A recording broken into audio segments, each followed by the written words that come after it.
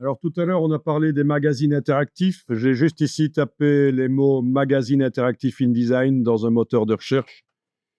Donc la situation est la suivante. Avant, dans InDesign, il y avait le système DPS, Digital Publishing, qui était intégré jusqu'à la version 2014. Et puis après la version 2014 de InDesign, ça a été retiré et ça n'est plus disponible que pour ce qu'on appelle InDesign Entreprise.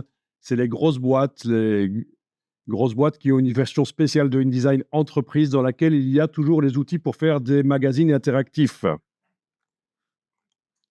Donc, dans InDesign, vous n'avez plus d'office les outils pour faire des magazines interactifs.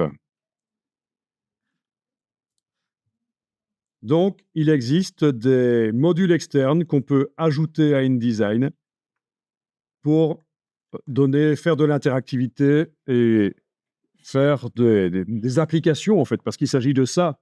Il ne s'agit pas de faire un livre interactif ou un PDF interactif, il s'agit de créer une application Android ou une application Apple disponible sur le site, sur le store de Apple ou sur le store Android. Donc, déjà, il faudra qu'elle soit validée. Les applications Android, il y en a qui ne sont pas très bonnes, mais chez Apple, ils sont très restrictifs. Si vous leur proposez une application, il n'est pas certain que ça va se retrouver sur le store. Il faut vraiment qu'il y ait une plus-value. Il ne faut pas que ce soit juste du texte à lire sur écran. Il faut qu'il y ait de l'interactivité, une plus-value pour l'utilisateur. Donc, il se réserve le droit de refuser de mettre sur l'Apple Store votre application. Donc ici, j'ai tapé liste des outils pour faire des magazines interactifs. Je tombe sur un article ici. Top 10 des outils pour faire des publications numériques. Flipbuilder, Magloft, etc. Tout ça, ça ne s'intègre pas nécessairement à InDesign. Mais ça existe, ça peut être une solution pour faire des publications interactives.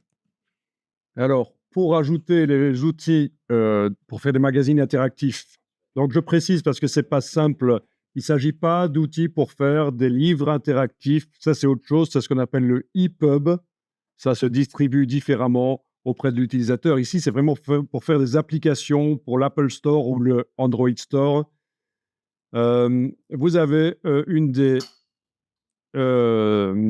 des plugins les plus connus, c'est Aquafadas, qui s'ajoute donc à InDesign. Alors, son avantage, c'est qu'il est gratuit quand vous mettez au point votre magazine.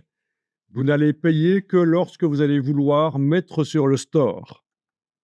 Pour mettre sur le store, il faudra passer par eux et c'est là qu'on paye. Donc, ça peut être bien parce qu'on peut mettre au point tout le magazine interactif, le tester en local sur une tablette sans rien payer. C'est quand il est prêt que vous payez. Donc, Aquafadas. Et ça fait partie de la marque Rakuten, qui est connue pour... c'est une marque japonaise qui est connue, notamment, ils avaient fait à un certain moment un espèce de Skype différent, je ne me souviens plus comment ça s'appelait, mais c'est tombé un peu en désuétude avant tous les autres. C'est quand même 70 000 employés, Rakuten, c'est pas une petite boîte japonaise. Ils font pas que ça. Aquafadas pour InDesign. Ça se télécharge, ça s'installe, tout ça gratuitement.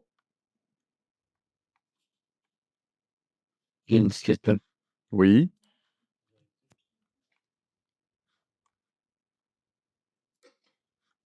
Donc, intéressez-vous à ça, mais je vous ai dit, ça tombe en désuétude. Hein, c'est un peu, pour des raisons économiques, les magazines interactifs, les applications, transformer un magazine en application pour Android ou Apple Store, c'est plus trop ça maintenant. Hein. Donc, on pourrait y passer du temps à étudier ça et finalement se rendre compte qu'on a perdu un peu son temps, quoi.